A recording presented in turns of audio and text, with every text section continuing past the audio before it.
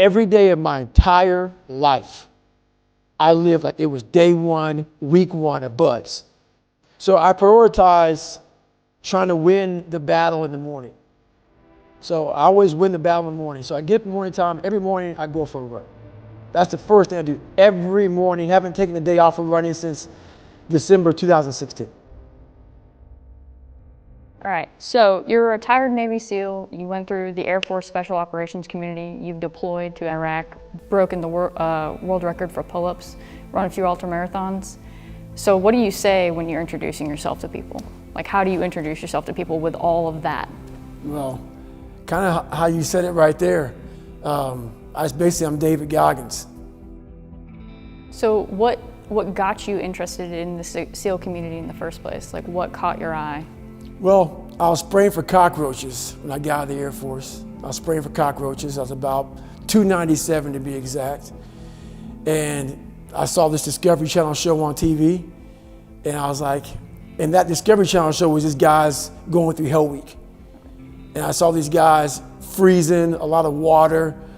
And I was like, you know what? It brought back memories of me going through pararescue training. So at 297 pounds, I decided to try to be a Navy SEAL. And to make a long story short, I had to lose 106 pounds in less than 3 months. And that's where it became challenging for me. So I knew to lose 106 pounds in less than 3 months, you're looking at 3,500 calories is a pound. So I was basically doing a whole bunch of math in my head. So I knew if I were to stop and be stagnant, there was no calories being burned. So I just basically trained all day long. So that's how I went. And before I knew it, I lost the weight.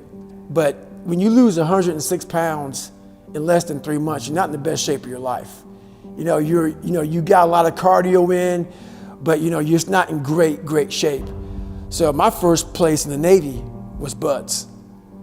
So, my first indoctrination to the real Navy was buds. So how did that go, like getting to buds then, not being in the greatest shape and maybe not necessarily healthy?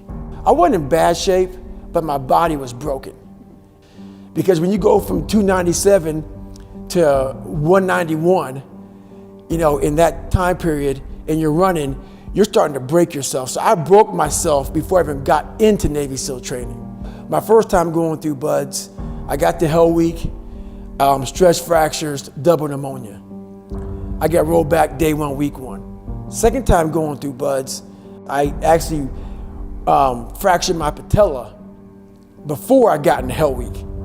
Made it through Hell Week with a fractured patella, went 2 weeks after Hell Week, and then, because I didn't want to get rolled back to day one, week one.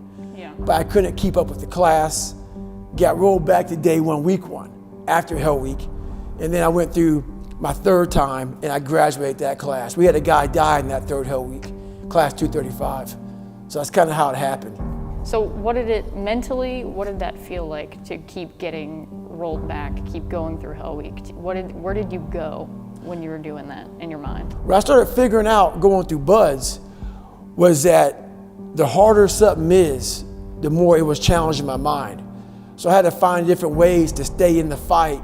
And in staying in the fight, it got me tougher and tougher and tougher. So I'm actually happy I went through 3 Hell Weeks. I never examined myself. And as a human being, you got to examine yourself. And I guess the best place to examine yourself is Navy SEAL Hell Week. 3 times. So I got to examine myself a few times. So it started there. It started in Hell Week. And it's still going now at 43 years old. Once you graduated, after getting your trident, where did you go after that? I graduated August 2001, August 10th, 2001. And as we all know, less than a month later, September 11 happened, So once that happened, my guys were going to airborne school. We got the word about it. I went to SQT, SEAL qualification training. And after that, I went right to SEAL Team 5. And then my second platoon, we got the call. We went to Iraq. I was at SEAL Team 5, Bravo platoon again. Got the second call, went to Iraq. So that's kind of how it went down. I understand that you lost some friends in Operation Red Wings. So what did that feel like to you? Being that I was in 3 Hell Weeks, I knew a lot of the guys. I knew every guy that died on the operation. Mm-hmm. So the story touched me so much, I wanted to find a way to raise money for their families. So I found the Special Operations Warrior Foundation. If you're a special operator and you die, it will give 100% tuition to your son or daughter to go to college. Okay.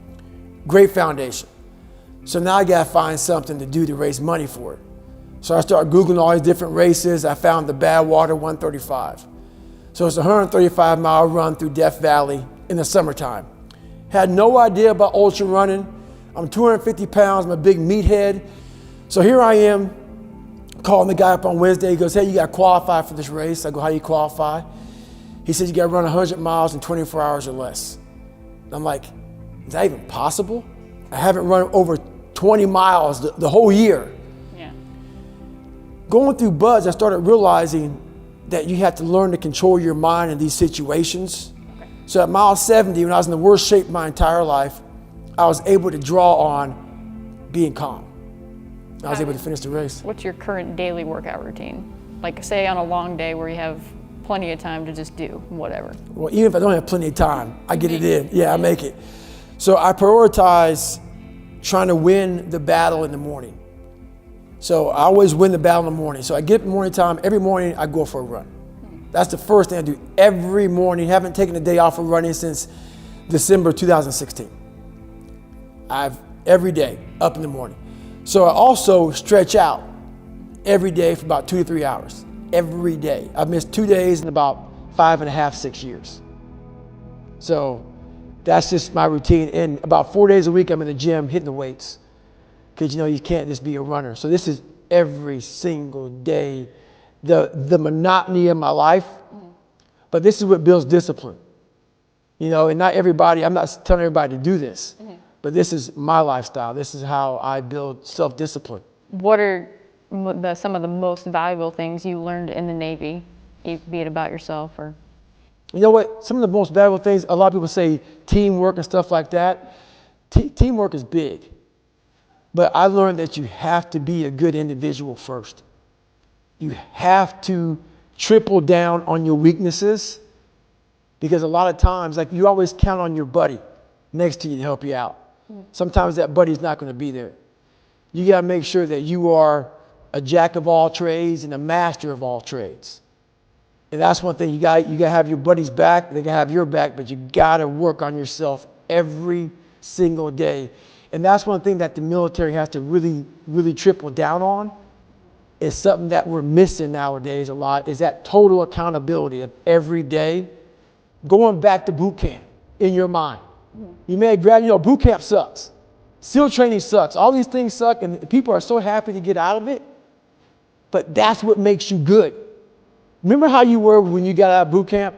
You're kind of all like robotic and locked in, and then it slowly goes away. You get comfortable, you start to sag a little bit, start to walk around.